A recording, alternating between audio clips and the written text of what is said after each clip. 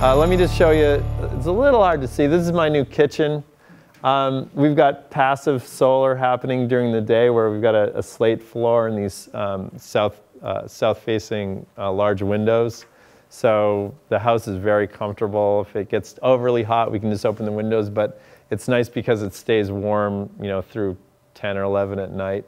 And I think this is just all part of, what people can do, making their houses really good design, because they last a long time, and the payback just keeps coming and coming and coming. So it's very important to, if you're thinking about doing anything for yourself, think about how long the house will be around and how great it'll be to have a place that is comfortable and nice over time to use. We also we cut out the back of some of our cabinets, so we let light in through the cabinets, which is neat as well as one of the features. And here's a couple other things that I just did myself personally.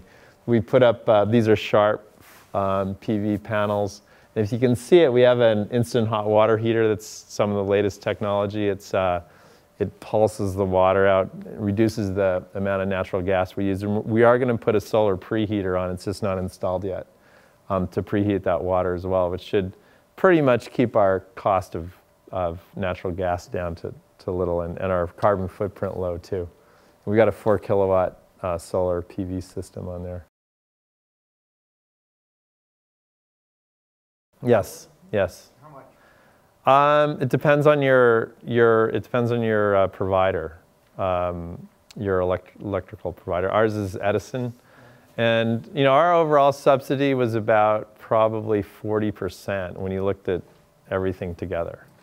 So it depends on where you live. It's great. It's going to have a 9 or 10 year payoff for us, and I know in LA it's more of a 5-year. For some commercial customers, I've heard of 3-year payoffs with the price of the polysilicon panels coming down so rapidly. I have a friend right now who's bidding on CVS to put in polysilicon panels on 60 of their stores, and they've got a 3-year payback. What business wouldn't say yes to that? I don't know.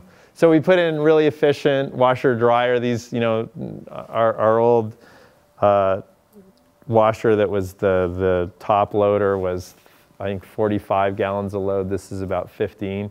And also it spins the clothes so fast they come out almost dry. They hardly need any drying, and we can just put them up on, if we wanted to clothesline too.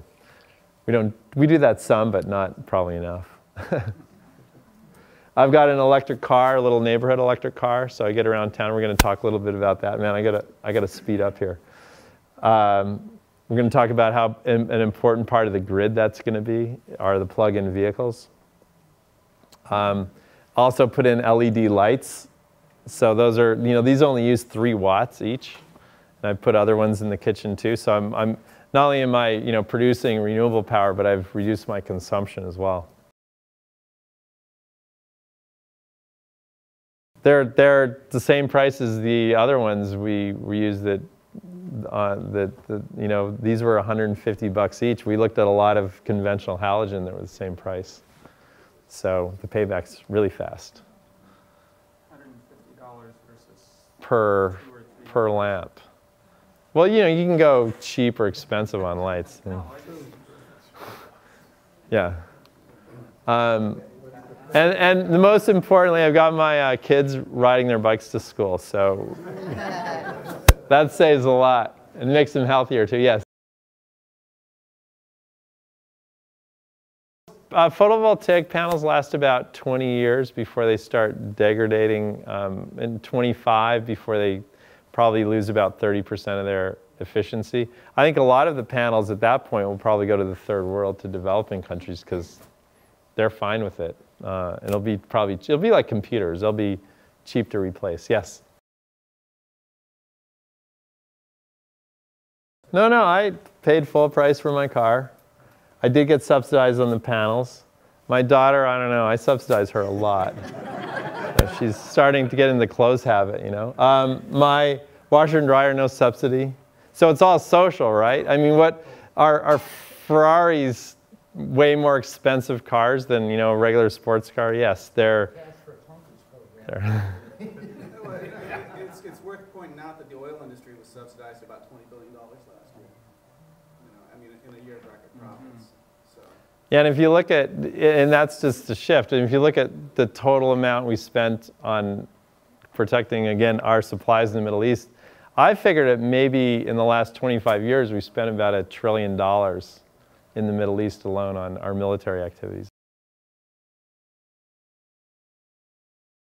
If you're in the Pacific Northwest, it's set about 7 cents on the low side, and if you're here in California, I think it depends on where you are, but rates start around 12 or 13, okay. So, and go up to 35 or 40, depending on your tier.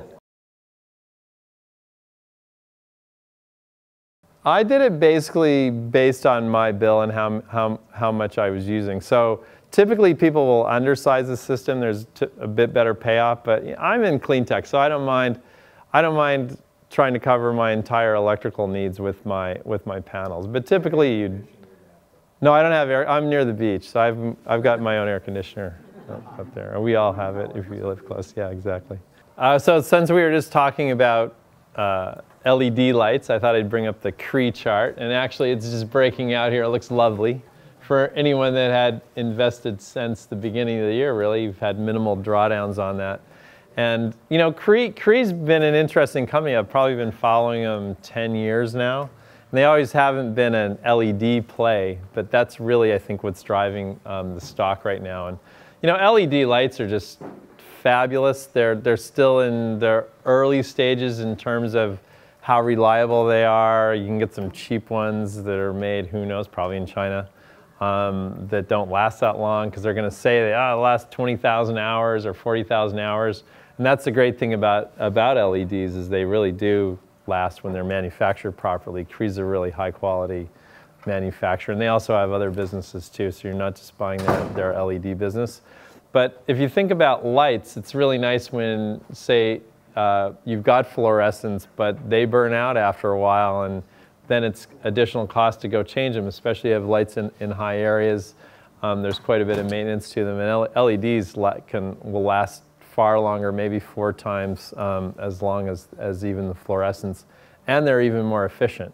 But there's just some more work to do because they're expensive right now, but costs are coming down. That's a big driver for clean tech, is costs are coming down. They're getting more competitive. So we just keep at it here. I think you guys want to invest in clean tech, definitely do it now, learn the business, and you'll make some money.